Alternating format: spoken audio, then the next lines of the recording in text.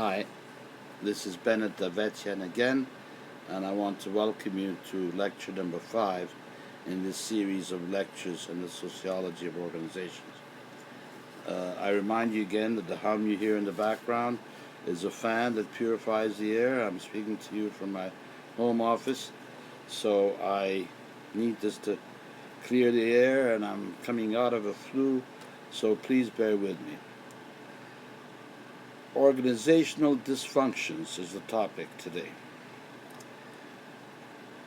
I want to tell you about something that has always impressed me, very much as a child, and much more even now as an adult when I read on about it. Ants. Those little tiny ants. Ants are not very strong in their vision.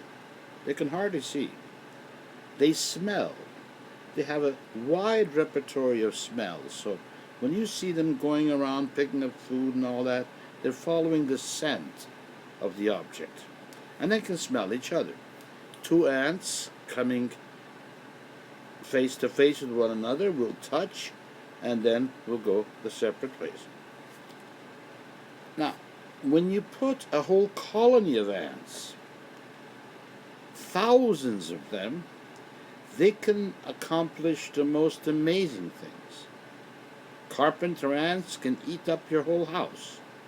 The little ants can bring tiny pieces of food, and they have all these different divisions of labor.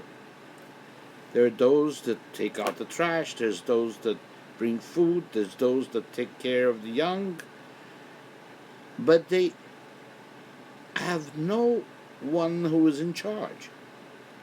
There's no chief executive officer. There's no managing director.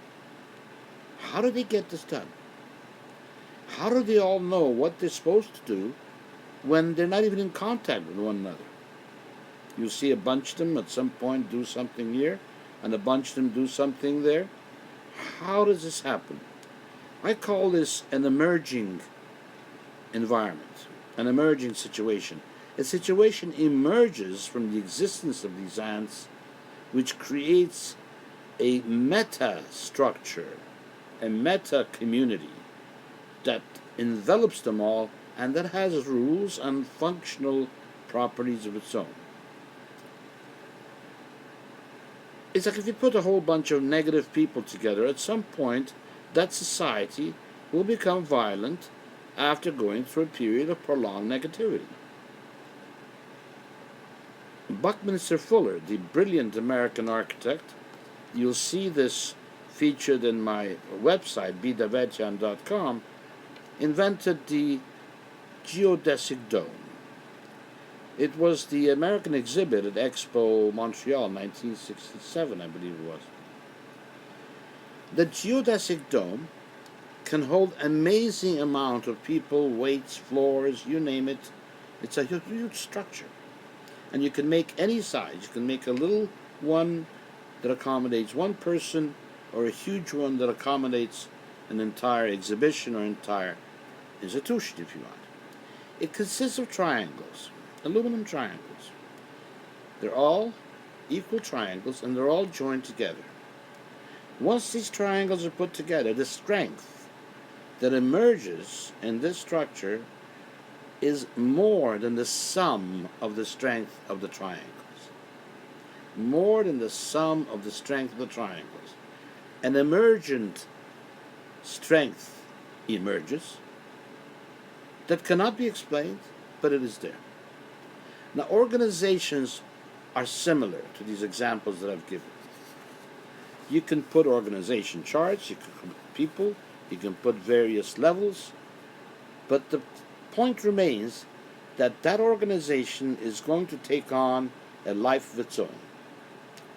Now, whether it takes on a life of its own that is functional or dysfunctional depends on a lot of factors, including the attitude of the top management, as well as the workers and the systems that are put in place.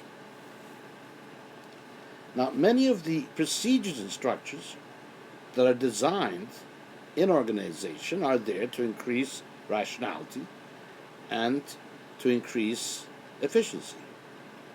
So why is it that in so many cases, instead of creating rationality, they create irrationality? For this, we have to go to a term that was first used in the 1600s. I think I mentioned this in the previous lecture. First used in the 1600s, later used by Robert Merton, the American sociologist, and later explained in very much detail by Anthony Giddens in his theory of structuration. He explains how society both frees and constrains the individual. Unintended consequences. People are not machines, they have their own needs and goals, and that is what complicates the running and the rationality of an organization, because these needs can come in conflict with the organization. So while you have abilities, you have integrity, hopefully, and you have commitment, they have to function out of the environment of the workers. No amount of coercive control or cooperative leadership talk has ever been able to get all parts of an organization serving its goals. You can give all the pep talks you want, they'll help. But there's something else that needed. Because the reverse is also possible. As an organization structures and failures can diminish the skills and commitment of its employers and employees. Organizations, for example, can suppress data, enforce procedures that really don't work. They can suppress creativity in the interest of making the group work and suffer fairly disastrous consequences. So the incompatibilities between goals and the methods used to achieve these goals sometimes affect the culture and the world beyond in which these organizations are placed. The crisis of dysfunction can exist internally within an organization, and it can spread externally to the community that that organization is placed in. Now, many organizations will blame outside forces. They will say, well, we're having troubles because of the economy, we're having troubles because of this. A lot of management consultants and management theorists have found that very often things can be made better with more, and how should I put it? I don't want to say humane, because humane can backfire too. More pro-efficient, more proficient organizational thinking. C. Wright Mills, again, another great American sociologist who lived in the 50s, he asked a very important question in his book, The Sociological Imagination.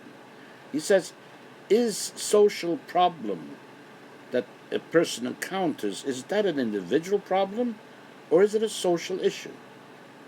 For example, if somebody is unmotivated, homeless, is that their fault or is there a social issue? Joblessness, the attitude we have towards homeless people, ignoring them, detaching ourselves from them. What is at issue here? Is it individual or is it social? If you had 1 out of 50,000 people who is a failure, we could say it's that person's problem. But if you have 5,000 out of 50,000 who have the same situation, then you can pretty well count on the fact that there is a social problem there that has not been addressed and that has not been solved. Take discrimination, for example. You can manage discrimination. In other words, you can say, I will not discriminate against others, I will control myself, even when I feel like it.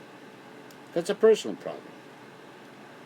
But many people who are discriminating becomes an organizational problem, a community problem. So individual prejudices and other limitations become organizational problems when put in a certain location in which these people come in contact with one another. So the priorities, the values, the prejudices of the cultural environment shape organizational values and ideas. What characteristics are admired in culture? You will see that being replayed in an organization institution. In France, it will be different. For example, handshakes. The American handshake has to be firm and almost a bone crusher to signify that the person whose hand you're shaking can be trusted and has integrity. In many cultures, they shake hands just by gently touching each other's hands. The bone crushing handshake would be interpreted as a very aggressive and self serving, dominating characteristic, and that person would be judged accordingly. So, what characteristics are admired in a culture? That will be reflected in the organization. One thing that is universal and that can create a tremendous amount of dysfunction is this in-group, out-group business, where you have the in-group and the out-group. Usually, human nature, human beings, favor people who are like them, who make part of their group. We call this in-group sympathy. It's also in your textbook.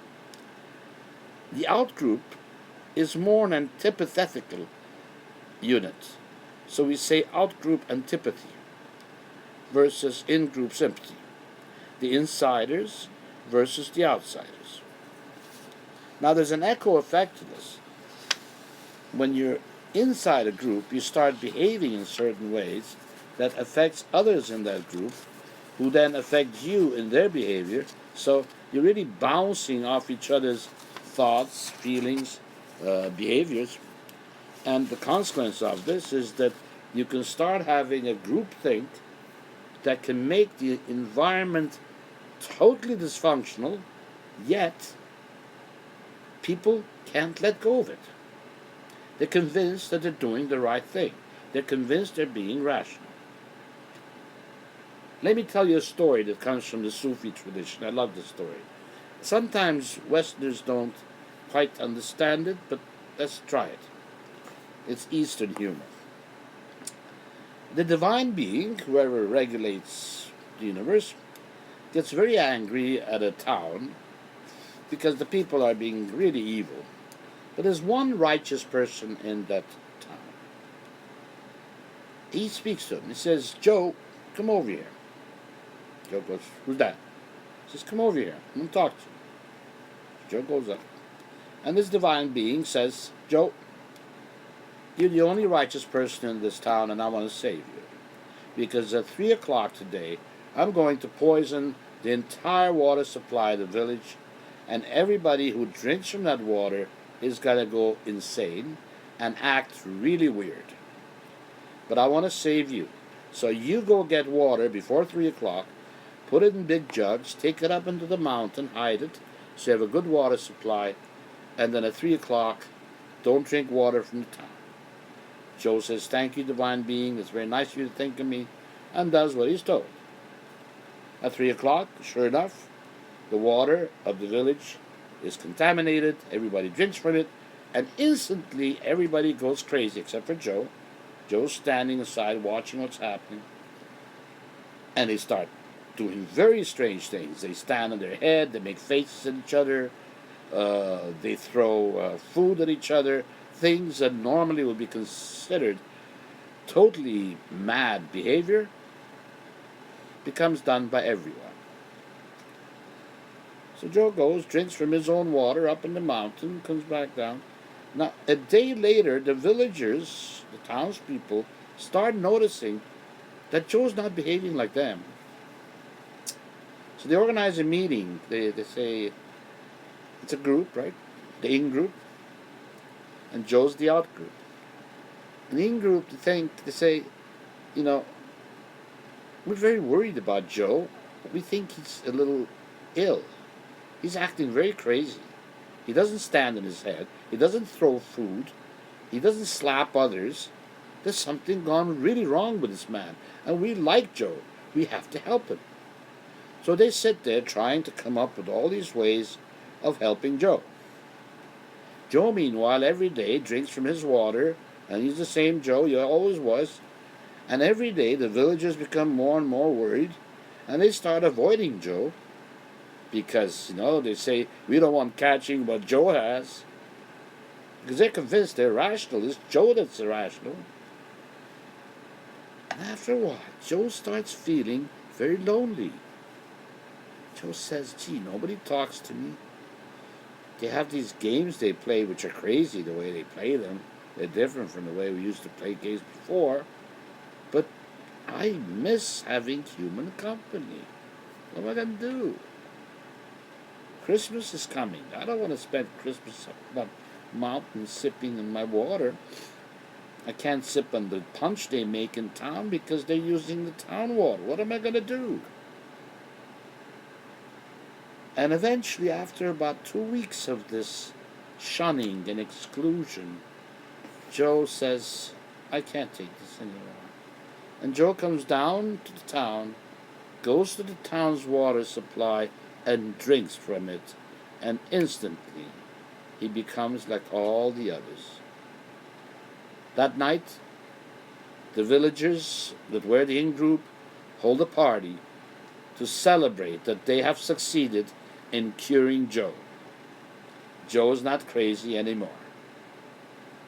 You get it? Once there's enough people acting as the in-group, behaving in a certain way, they become convinced that they're going in the right direction. That is basically groupthink. Groupthink, 2 words, with dash at them. The real leader is the person who climbs the tallest tree, looks around, and says, hey, we're in the wrong jungle here. And the group downstairs is not going to like what they hear. And that is one of the reasons that organizations fall into dysfunction. Another reason is internal power abuse. The power of the top managers, a power that can be used to bully others, and co-workers who are competitive with one another and act really as aggressive mobs. This happens in organizations where it'll be very subtle, it'll be almost unspoken, yet it'll be happening where one person feels that everybody around them in that department is against him. So the authority structure of the organization leaves participants very vulnerable to the actions and preferences of others. And this is a top-down type of thing. They say just because you're close to the center of power, you start hallucinating that you have power yourself. Well, in corporations that have very authoritarian administrations, this authoritarianism and this sort of aggressive exclusion of others in the decision-making process can come straight down, seep down, and rob the organization or institution of the ideas and creative energy that it really needs to prosper. So class and inequality, what Karl Marx was going on about, operates very much in the modern institution and the modern organization. Look at the gender inequalities in organizations and how they have changed. They're still there. But there was a time where the women didn't dare voice opinions that contradicted the males. Junior executives would never say anything that would contradict other junior executives or more senior executives. This has changed, but you still have that inequality, that demarcation in which the males are pitched forward for a fast track in this ladder of success, whereas women have to work doubly hard to get to the same place.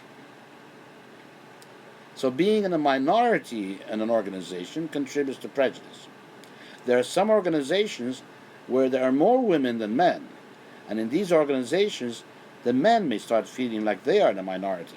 So this has a lot to do with numbers, communal attitudes, cultural values, norms. It's a very complicated kind of emergent reality that can change through time, but when it arrives to change, those who are in it can be very resistive of a new way of thinking. What else can we say about this? I remember my last job in advertising, I was fired.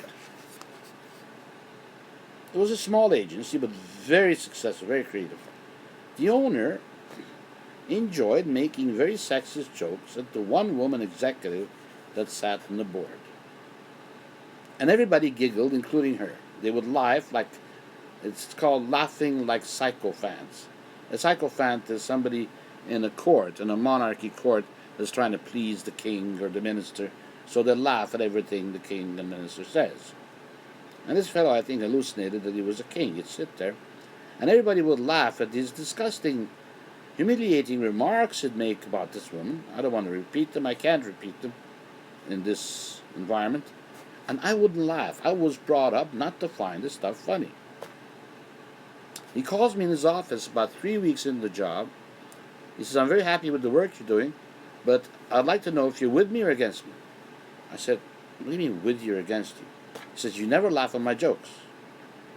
I said, well, with all due respect, I'm not comfortable with the kind of jokes you make, and I explained why. He said, I want you out of here 5 o'clock today. And at 5 o'clock, he paid me 2 weeks' salary, and that was the end of our relationship. What else can I say? I mean, today, that woman would have made millions in a sexual harassment suit. So, until things change, that group thing is there, always saying nay, always getting in the way of things. So this contributes to the dysfunctionality of organizations as well as the communities that they are placed in. But we have to also consider our dysfunctional norms. There are a lot of informal patterns in social relations in a setting where a lot of people are involved. And these can cause harm, as I mentioned, through the abuse of power and the lack of respect for local norms and practices. Now, this is an interesting thing to consider. Let me be more detailed. A research was done with workers in corporations, asking them if they consider themselves honest, and to what degree. They asked them, do you lie? And they said no. 85% said no, I do not lie, I'm honest. And they were probably telling the truth. 6 months later, they went to the same people with another study, but they sneaked in a couple of questions so they wouldn't know that they're checking up on what they said before. And they asked, have you lied in the last 6 months as part of your job? In other words, that you had to lie to do your work. And you realize 70% said yes. Same people.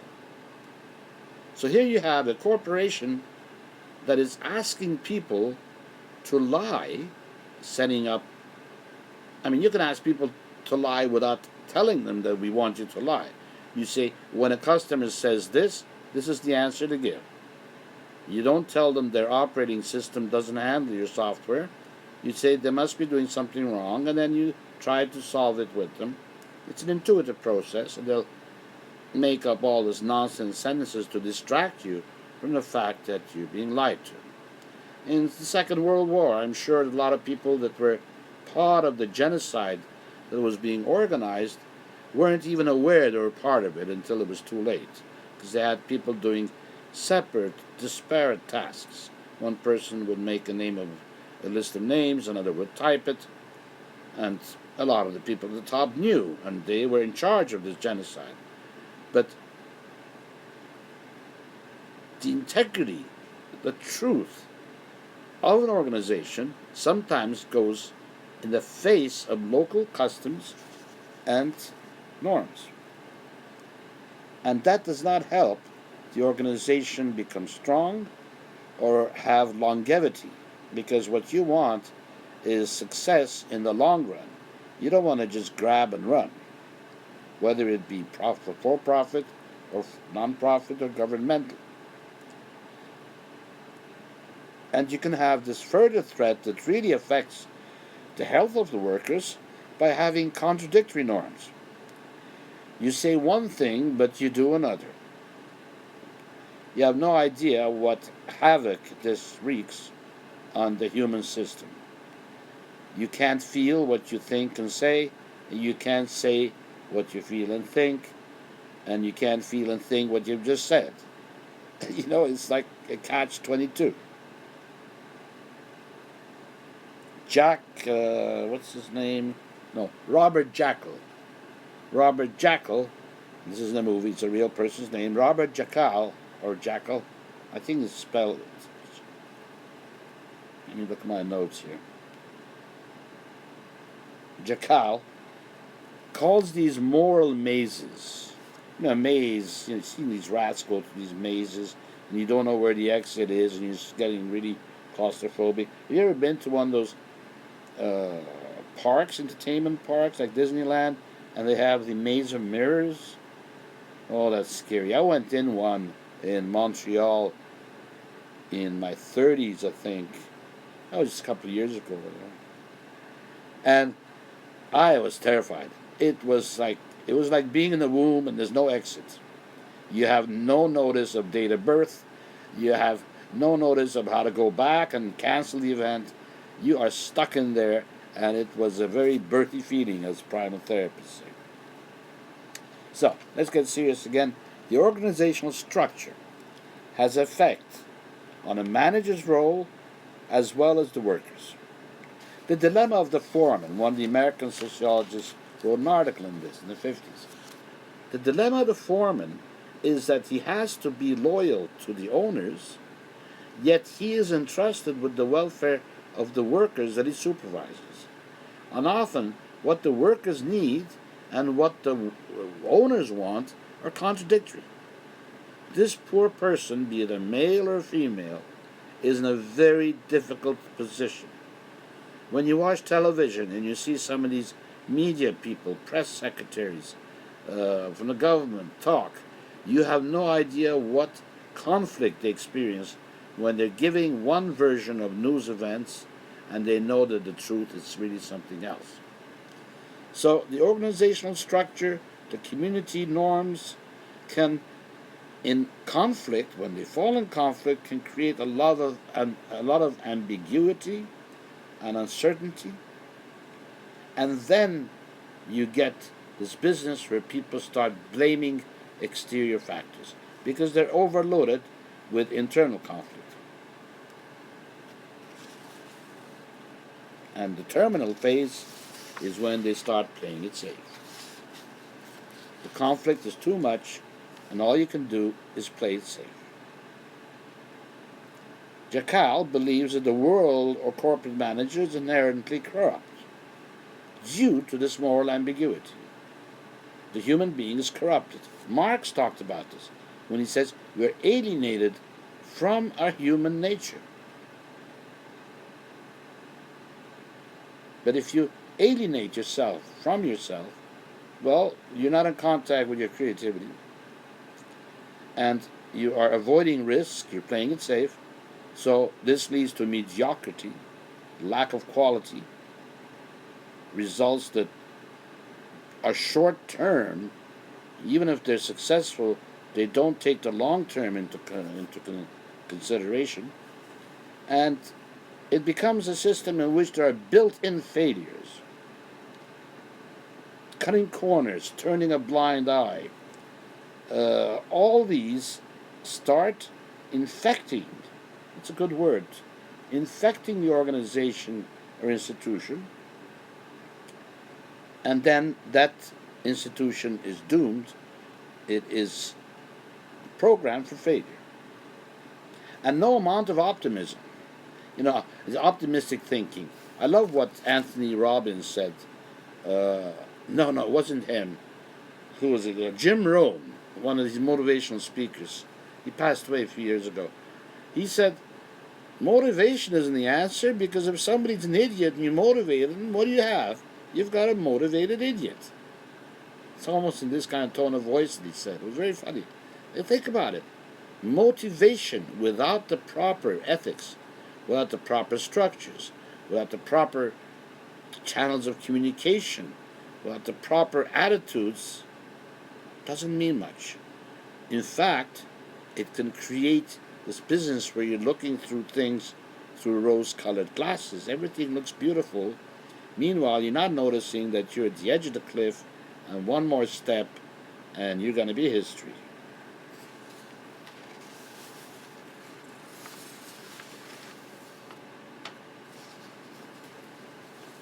This inequality that affects organizations, that once motivating those lower, I'm just throwing this in as a parenthesis before the end of the lecture,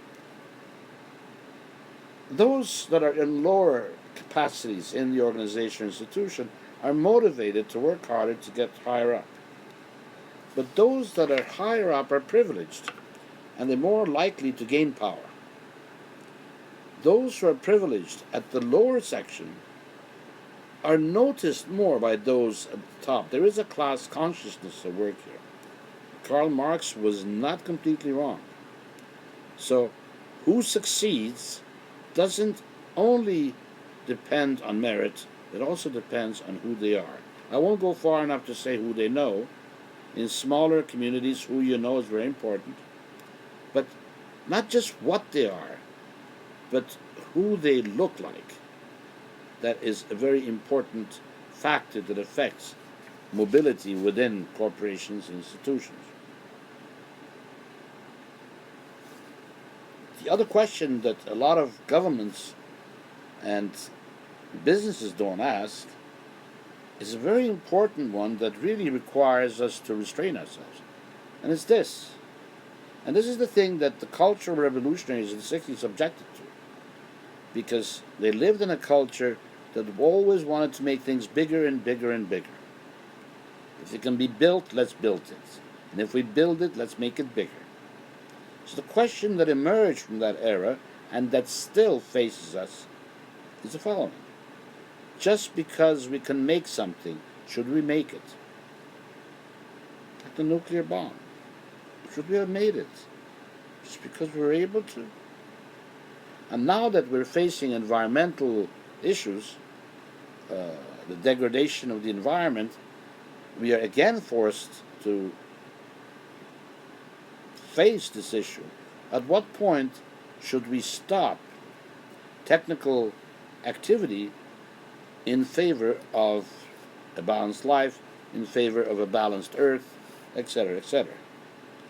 So the crisis that organizations and institutions are facing today, one of them being, at what point should we stop rewarding the people at the top and ignoring the people at the bottom? That is also in there. The crisis is the inability of the system to deal with disturbances. It can't. The disturbances are unexpected, and provisions were not made for them. Now, if organizations and institutions could know, people at the top and the bottom everywhere, could know that things are going to go wrong, and be prepared for them to go wrong, when they do go wrong, it's much easier to fix them. Because you don't have that panic and surprise, and that, oh my goodness, I'm helpless. What am I going to do? What are we going to do? Where are we going to go? So the corporation, the institution, can be an agent of harm. Remember the Exxon oil spills? As well as the victim. People who label everything as evil are clueless. They just don't understand how things work. They say, all corporations are evil. No, they're not. Half of them are totally out of control. There's no conspiracy inner circle sitting there planning total domination of the earth. To do that, people would have to be really smart and really intelligent and organized. Once you put that many people together, it's very hard to come up with a plan and execute it and have it picture perfect in its results. Something will go wrong with that too. So things go wrong. So the question, the geodesic dome, how tightly should the parts be linked to one another for the whole to have its strength? Notice the social bonds between ants. They get so much done in many different areas, yet they have a lot of freedom for independent action. The emergent community functions because they go about their way, each doing their part. So, what is the larger goal? And what specialized expertise is needed? And what kind of attitudes are required? How can we avoid contagion, as happened in the town that drank the water? How can we avoid groupthink? Yet how can we avoid the chaos of umpteen million individuals not wanting to work with others? You need teamwork. So we are dealing with direct opposites of one another. Individualism, communalism, teamwork, selfishness. How do we take each one at its turn and somehow manage to muddle through it so we don't have a threatening crisis in the organization and in the communities in which they're found?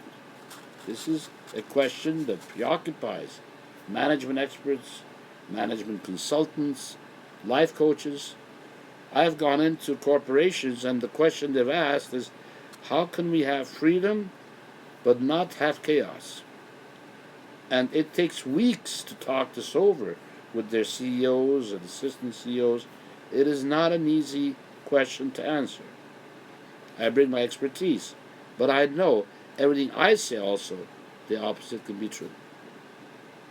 I leave you with a story about opposites being true. There's a guy living in a village, and all he does, he doesn't have any education at all. He brings water.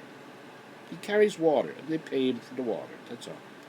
One day he gets a letter from the court addressed to somebody who has the exact same name he does, and the postman has misdelivered it to him. The letter says, "Mr. So-and-so, we are appointing you to be the judge in such and such a case. Please report to this court." Thinks to himself, gee, I've been carrying water all these years. Here's my chance to be something. So he gets dressed up and he shows up in the court, and they take him, they put him in the judge's chair, and it's a case, there's a defense, and the prosecutor and the defense are there, the court clerk, and the case starts.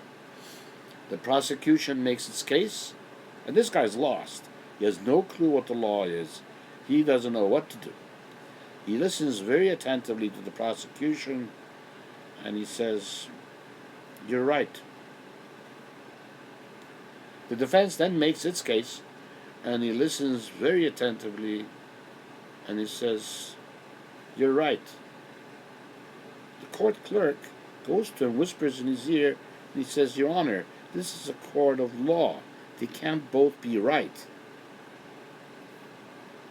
He thinks, and he says to the clerk, "You know, you also are right." There's some wisdom in this story. Everything is true and right. The question is, when should it be right in a particular situation, and when should it be transformed? So we'll see you next time for lecture number 6. Thank you for being here. Bye-bye.